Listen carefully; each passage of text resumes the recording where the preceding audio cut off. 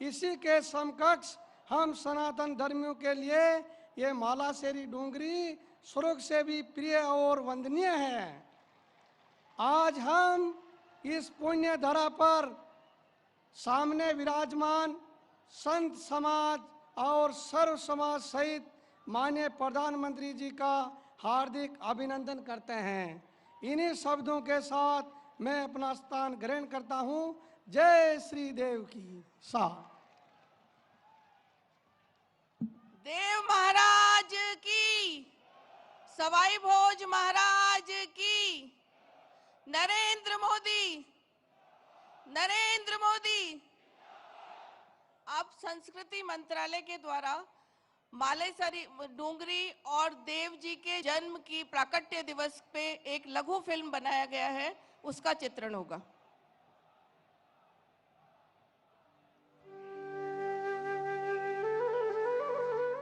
धर्म का मूल है आस्था और विश्वास।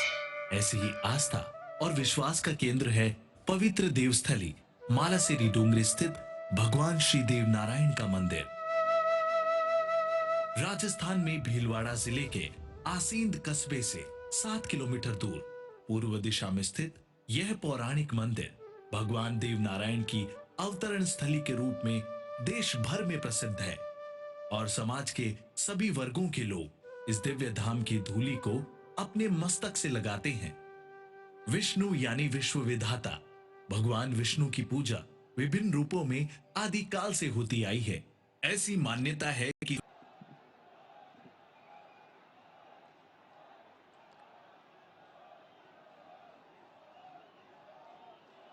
मालाशेरी डूंगरी की, मालाशेरी डूंगरी की,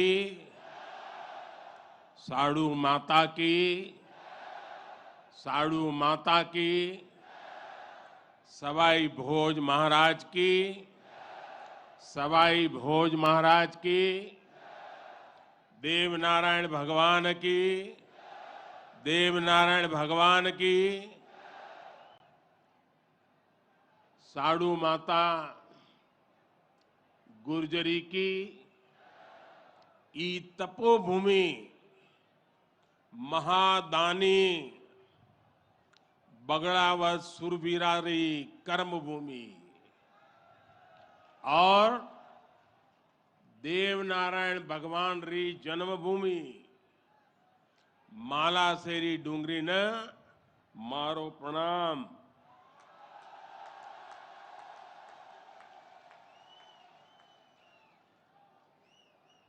श्री हेमराज जी गुजर,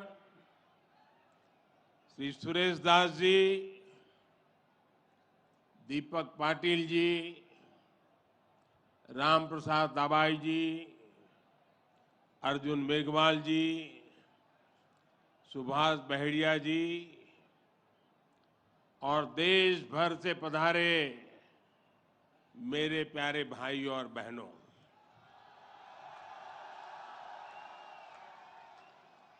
आज इस पावन अवसर पर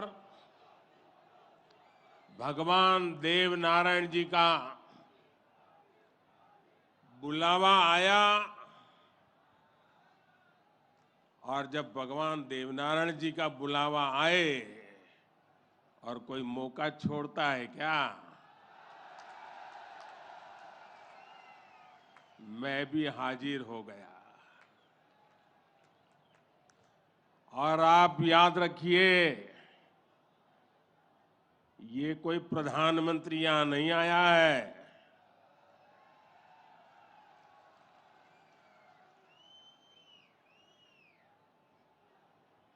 मैं पूरे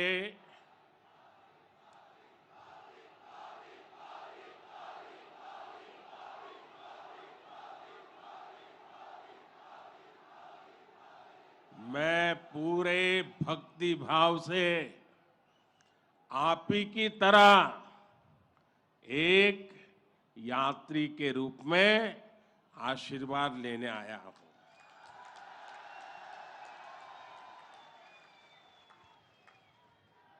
अभी मुझे यज्ञशाला में पूर्णाहुति देने का भी सौभाग्य मिला। मेरे लिए ये भी सौभाग्य का विषय है कि मुझ जैसे एक सामान्य व्यक्ति को आज आपके बीच आकर के भगवान देवनारायण जी का और उनके सभी भक्तों का आशीर्वाद प्राप्त करने का ये पुण्य प्राप्त हुआ है।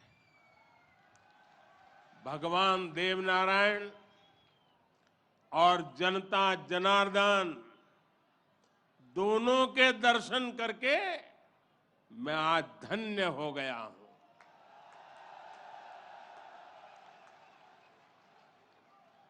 देश भर से यहां पधारे सभी श्रद्धालुओं की भांति मैं भगवान देवनारायण से अनवरत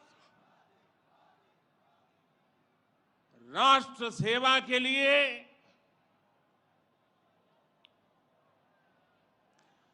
गरीबों के कल्याण के लिए आशीर्वाद मांगने आया हूं।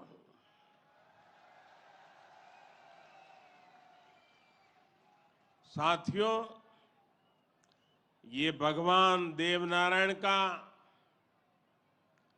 1111वां अवतरण दिवस है। सप्ताह भर से यहां इससे जुड़े समारोह चल रहे हैं। जितना बड़ा ये अवसर है, उतनी ही भव्यता, उतनी दिव्यता, उतनी ही बड़ी भागीदारी गुर्जर समाज ने सुनिश्चित की है। इसके लिए मैं आप सभी को बधाई देता हूं। समाज के प्रत्येक व्यक्ति के प्रयास की सराहना करता हूं। भाइयों और बहनों, भारत के हम लोग हजारों वर्षों पुराने अपने इतिहास, अपनी सभ्यता, अपनी संस्कृति पर गर्व करते हैं। दुनिया की अनेक सभ्यताएं समय के साथ समाप्त हो गई। परिवर्तनों के साथ खुद को ढाल नहीं पाई। भारत को भी भौगोलिक, सांस्कृतिक, सामाजिक और वैचारिक रूप से तोड़ने के बहुत प्रयास हुए, लेकिन भारत को कोई भी ताकत समाप्त नहीं कर पाई। भारत सिर्फ एक भूभाग नहीं है, बल्कि हमारी सभ्यता की, संस्कृति की, सद्भावना की, संभावना की एक अभिव्यक्ति है।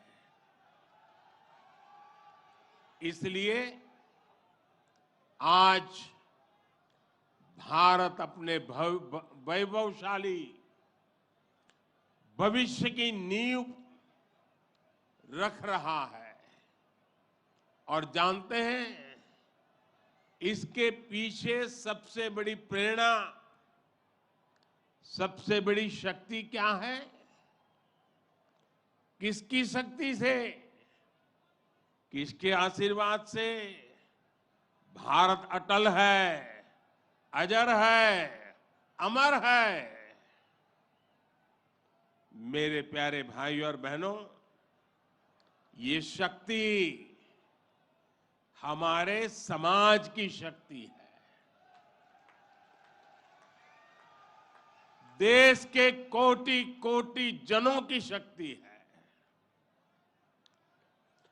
भारत की हजारों वर्षों की यात्रा में समाज शक्ति की बहुत बड़ी भूमिका रही है। हमारा ये सौभाग्य रहा है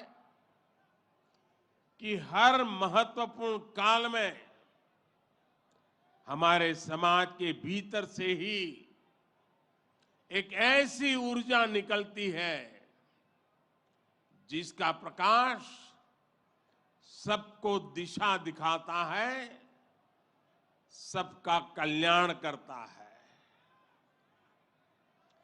भगवान देवनारायण भी ऐसे ही ऊर्जा पुंज थे, अवतार थे, जिन्होंने अत्याचारियों से हमारे जीवन और हमारी संस्कृति की रक्षा की। देह रूप में मात्र 31 वर्ष की आयु बिताकर जनमानस में अमर हो जाना सर्वसिद्ध अवतार के लिए ही संभव है। उन्होंने समाज में फैली बुराइयों को दूर करने का साहस किया, समाज को एकजुट किया, समरसता के भाव को फैलाया। भगवान देवनारायण ने समाज के विभिन्न वर्गों को साथ जोड़कर आदर्श व्यवस्था कायम करने की दिशा में काम किया। यही कारण है कि भगवान देवनारायण के प्रति समाज के हर वर्ग में श्रद्धा है, आस्था है। इसलिए भगवान देवनारायण आज भी लोक जीवन में परिवार के मुखिया की तरह हैं। उनके साथ परिवार का सुख दुख बांटा जाता है। भाइयों और बहनों, भगवान देवनारायण ने हमेशा सेवा और जन कल्याण को सर्वोच्चता दी। यही सीख, यही प्रेरणा लेकर हर श्रद्धालु यहां से जाता है। जिस परिवार से वे आते थे, वहां उनके लिए कोई कमी नहीं थी, लेकिन सुख सुविधा के बजाय उन्होंने सेवा और जन कल्याण का कठिन मार्ग चुना। अपनी ऊर्जा का उपयोग भी उन्होंने प्राणी मात्र के कल्याण के लिए किया। भाइयों और बहनों, भला जी भला, देव भला।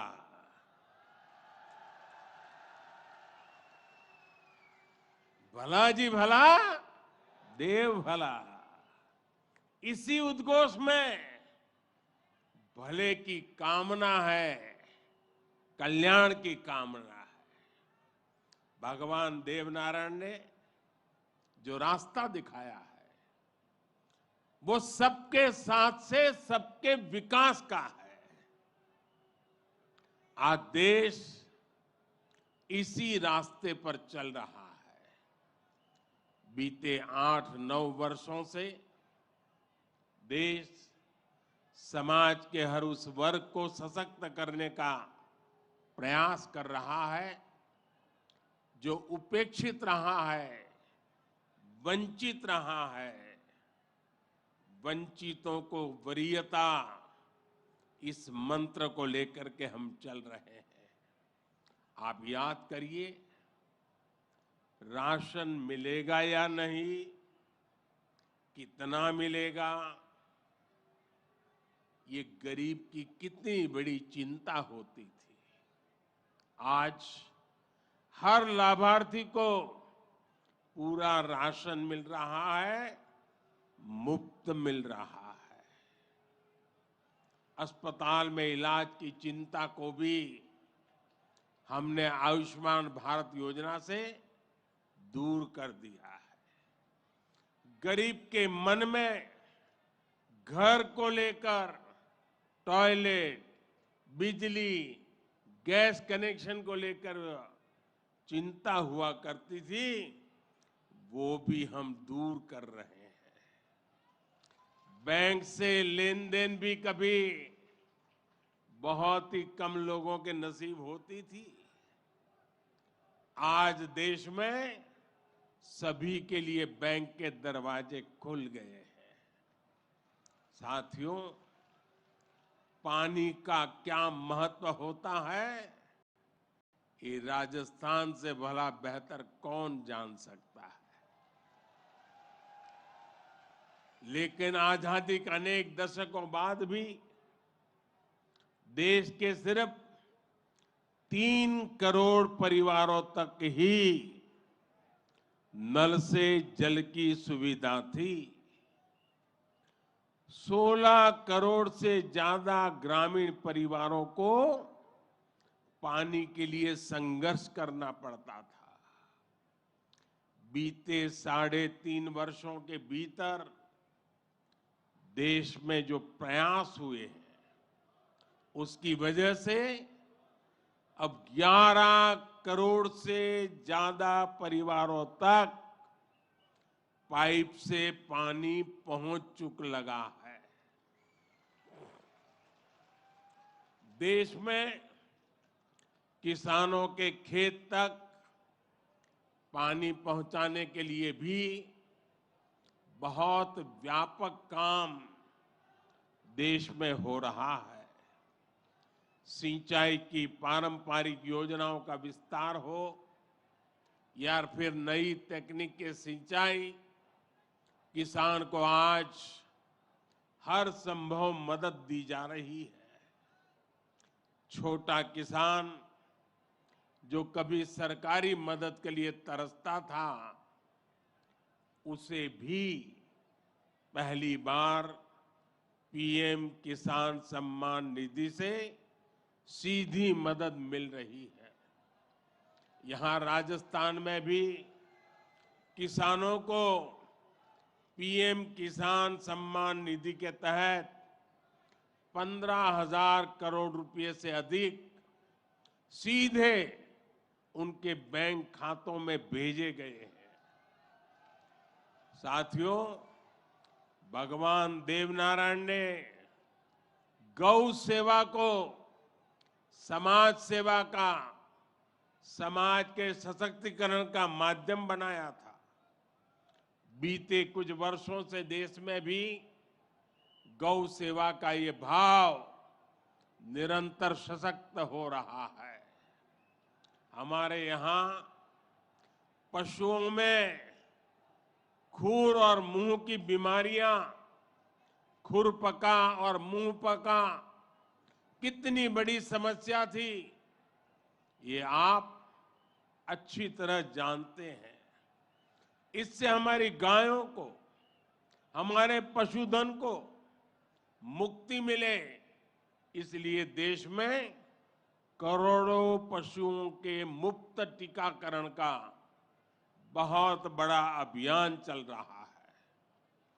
देश में पहली बार गौ कल्याण के लिए राष्ट्रीय कामधेनु आयोग बनाया गया है।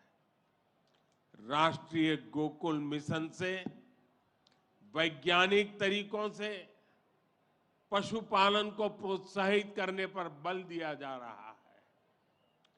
पशुधन हमारी परंपरा, हमारी आस्था का ही नहीं, बल्कि हमारे ग्रामीण अर्थतंत्र का भी मजबूत हिस्सा है। इसलिए पहली बार पशुपालकों के लिए भी किसान क्रेडिट कार्ड की सुविधा दी गई है। आज पूरे देश में गोवर्धन योजना भी चल रही है।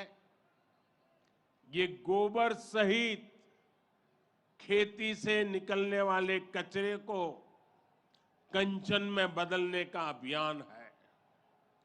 हमारे जो डेयरी प्लांट है, वे गोबर से पैदा होने वाली बिजली से ही चले, इसके लिए भी प्रयास किए जा रहे हैं।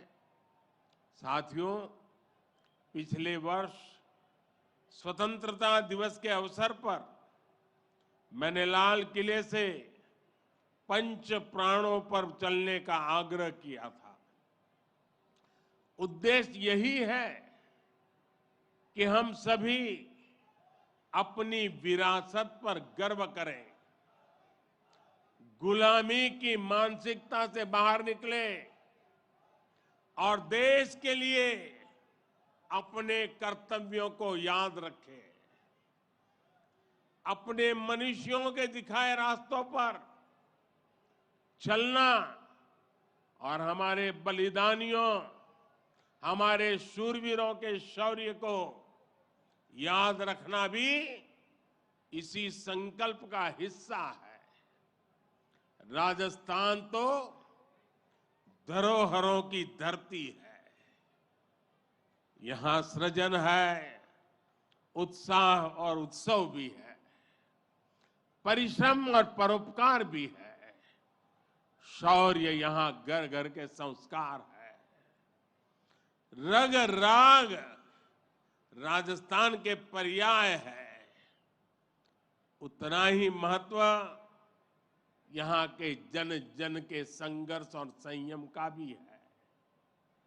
ये प्रेरणा स्थली भारत के अनेक गौरवशाली पलों की, व्यक्तित्वों की साक्षी रही है। तेजासी से बाबूजी तक, गोगा जी से रामदेव जी तक, बप्पा रावल से महाराणा प्रताप तक, यहां के महापुरुषों, जननायकों, लोक देवताओं और समाज सुधारकों ने हमेशा देश को रास्ता दिखाया है। इतिहास का शायद ही कोई कालखंड है जिसमें इस मिट्टी ने राष्ट्र के लिए प्रेरणा न दी हो। इसमें भी गुर्जर समाज शौर्य, पराक्रम और देशभक्ति का पर्याय रहा है। राष्ट्र रक्षा हो या फिर संस्कृति की रक्षा, गुर्जर समाज ने हर कालखंड में प्रहरी की भूमिका निभाई है। क्रांतिवीर भूप सिंह गुर्जर, जिन्हें विजय सिंह पथिक के नाम से जाना जाता है, उनके नेतृत्व में बिजोलिया का किसान आंदोलन आजादी की लड़ाई में एक बड़ी प्रेरणा था। कोतवाल धन सिंह जी और जोगराज सिंह जी ऐसे अनेक योद्धा रहे हैं जिन्होंने देश के लिए अपना जीवन दे दिया। यही नहीं, राम प्यारी गुर्जर, पन्ना धाय जैसी नारी शक्ति की ऐसी महान प्रेरणाएं भी हमें हर पल प्रेरित करती है। ये दिखाता है कि गुर्जर समाज की बहनों ने, गुर्जर समाज की बेटियों ने कितना बड़ा योगदान देश और संस्कृति की सेवा में दिया है। और ये परंपरा आज भी निरंतर समृद्ध हो रही है। ये देश का दुर्भाग्य है कि ऐसे अनगिनत सेनानियों को हमारे इतिहास में वो स्थान नहीं मिल पाया जिसके वो हकदार थे, जो उन्हें मिलना चाहिए था। लेकिन आज का भारत, नया भारत, बीते दशकों में हुई उन भूलों को भी सुधार रहा है। अब भारत की संस्कृति और स्वतंत्रता की रक्षा के लिए भारत के विकास में जिसका भी योगदान रहा है उसे सामने लाया जा रहा है। साथियों, आज ये भी बहुत जरूरी है कि हमारे गुर्जर समाज की जो नई पीढ़ी है, जो युवा है, वो भगवान देव नारायण के संदेशों को, उनकी शिक्षाओं को और मजबूती से आगे बढ़ाएं। ये गुर्जर समाज को भी सशक्त करेगा और देश को भी आगे बढ़ाने में इससे मदद मिलेगी। साथियों, 21वीं सदी का ये कालखंड भारत के विकास के लिए, राजस्थान के विकास के लिए बहुत अहम है। हमें एकजुट होकर देश के विकास के लिए काम करना है।